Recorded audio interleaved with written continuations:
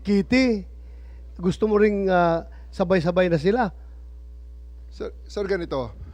Hindi ko dinideny na pinrevent ko si VP Sara na pumasok based on the request of the president, the former president. Okay, The reason for that, you prevented VP Sara from entering. yes, ma'am. Okay. Because the reason for that is that 12 hours na ang nakalipas at tapos na ang lahat ng mga delaying tactics. I cannot allow that. And otherwise, magiging magulo pa ang situation, Nag-expire sir. pala yung karapatan ng akusado. May expiration date pala yung karapatan ng anak na bumisita sa kanyang tatay? Sir, we do believe,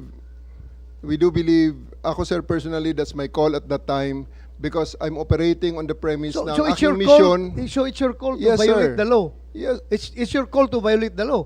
Dahil nakalagay sa batas, binasa ni Senator Alan Cayetano na bawal na pigilan yung anak na bumisita. So it's your call to violate the law. hindi sa ganong context, sir. Oo. Anong konteksto? Anong Kasi konteksto sabi mo? mo lang, talagang hinadlangan mo yung pagpasok eh.